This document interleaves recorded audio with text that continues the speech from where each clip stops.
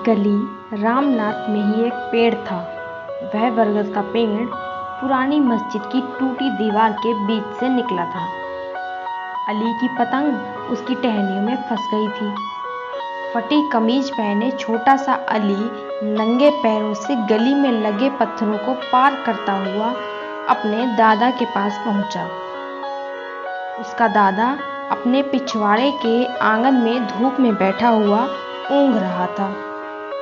दादा जान, लड़के ने पुकारा, मेरी पतंग गई। बूढ़ा दादा अपने स्वप्न से झटके से जगा। उसने अपना सिर ऊपर उठाया। उसकी बहुत बड़ी दाढ़ी, जो कि बुर्राक सफ़ेद होनी चाहिए थी, लाल दिख रही थी, मेहंदी में रंगे होने की वजह से। क्या मांझा टूट गया? बूढ़े ने पूछा। पहले जैसी डोर अब कहाँ मिलती है? नहीं नहीं दादा जान, मेरी पतंग बरगद के पेड़ में फंस गई। बुढ़ा जोर से हंसा। तुम्हें ठीक से पतंग उड़ाना सीखना है अभी मेरे बच्चे। मुश्किल तो ये है कि मैं भी बहुत बूढ़ा हो गया हूँ, तुम्हें सिखा नहीं सकता, पर तुम्हें एक नई पतंग जरूर दूंगा।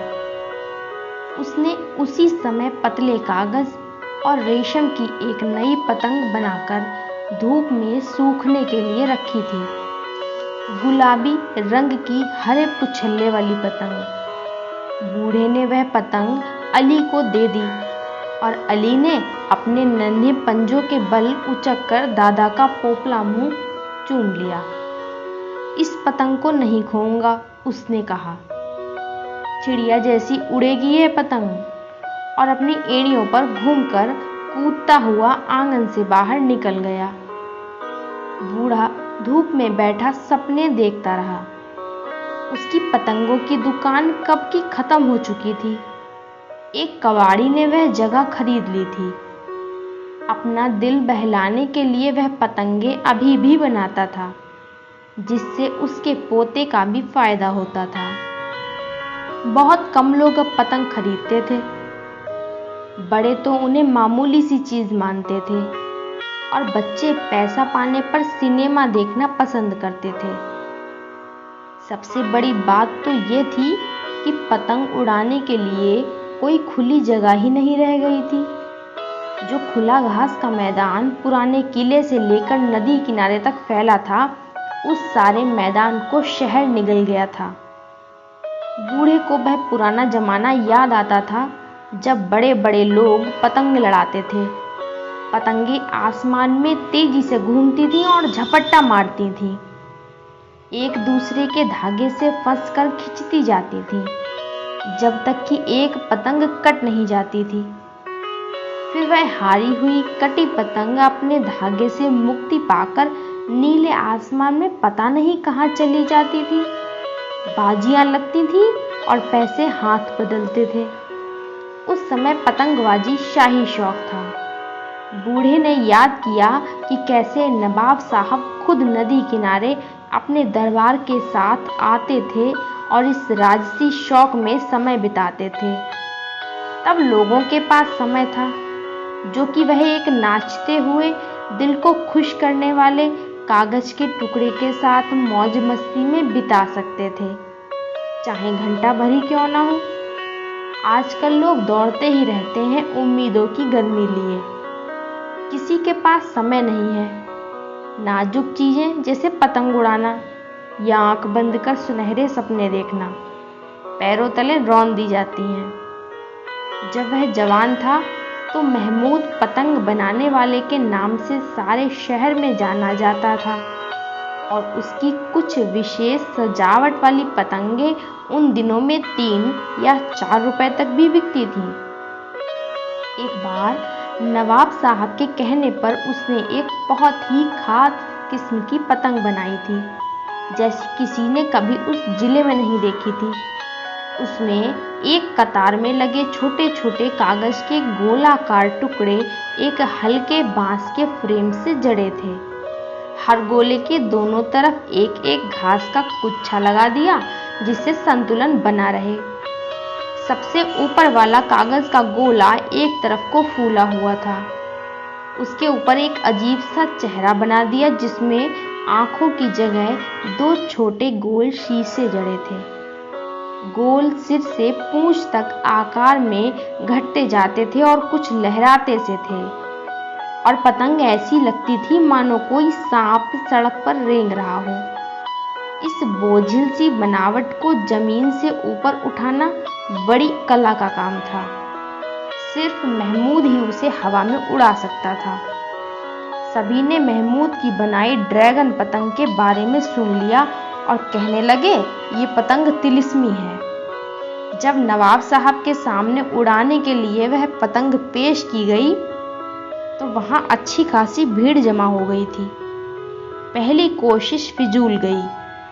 पतंग जमीन से उठी ही नहीं। बस कागज के गोलों ने एक रुआंसी और शिकायत भरी सरसराहट की। हिलने से पतंग की आंखें, जो शीशों की बनी थीं, सूरज की रोशनी में चमक उठी और पतंग एक जानदार सी चीज लगने लगी। फिर सही दिशा से हवा आई और ड्रैगन काइट आसमान में उठ गई। इधर उधर छटपटाते हुए वह ऊपर उठने लगी, ऊंची और ऊंची। सूरज की रोशनी में शीशे लगी आंखें शैतानी से चमकने लगी। जब यह बहुत ही ऊपर उठ गई तो हाथ में पकड़ी रस्सी पर जोरों का झटका लगा। महमूद के लड़कों ने चरखी को संभाला। पतंग जोर मारती रही। वह टूटकर निकलना चाहती थी, आजादी चाहती थी, अपने मन की मौज के अनुसार जीना चाहती थी, और आखिरकार ऐसा ही हुआ। रस्सी टूट गई। पतंग सूरज की तरफ लपकी और आसमान की ओर शान से जाने लगी, और फिर आंखों से ओझल हो गई। वह पतंग फिर कभी मिली नहीं, और महमूद ने सोचा कि उसने पतंग में जीवन भर दिया था। वह बिल्कुल जीती जागती चीज हो गई थी। उसने दोबारा वैसी पतंग नहीं बनाई। उसने नवाब साहब को एक गाने वाली पतंग बनाकर दी। जब वह हवा में उड़ती थी तो वायलिन बजने की सी आवाज आती थी। वे आराम भरे खुले दिन थे। अब नवाब तो कुछ साल पहले मर चुके थे और उनके वारिस काफी गरीब थे, करीब करीब महमूद जैसे। किसी जमाने में पतंग बनाने वालों को आश्रम देने वाले लोग होते थे, जैसे कवियों को लोग सहारा देते हैं। पर अब महमूद को इस गली में कोई जानता ही नहीं था। गली में अब इतने लोग रहने लगे थे कि उन्हें पड़ोसियों के मिजाज पुरसी का समय ही नहीं था। जब महमूद छोटा था और बीमार पड़ता था तो सारा पड़ोस आकर उसकी तबीयत पूछता था।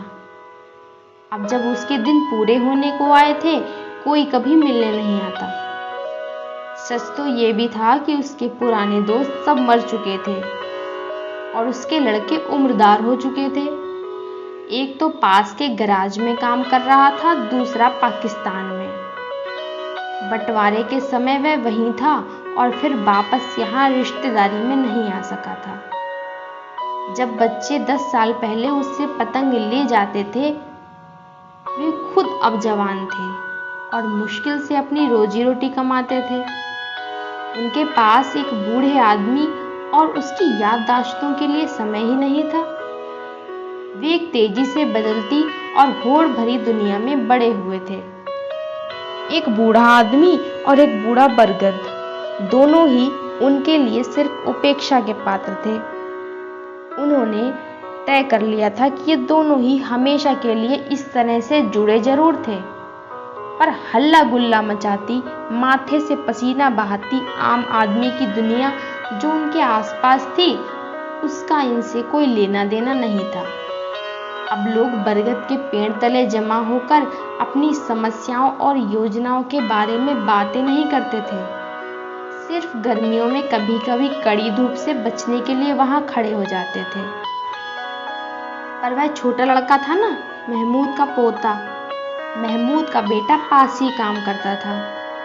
महमूद उस छोटे लड़के को जाड़ों की धूप में खेलते हुए देखता था, और जैसे एक तंदुरुस्त पौधा रोज कुछ नई पत्तियां निकाल कर बढ़ता है, वैसे ही अली भी महमूद की आंखों के सामने बढ़ रहा था।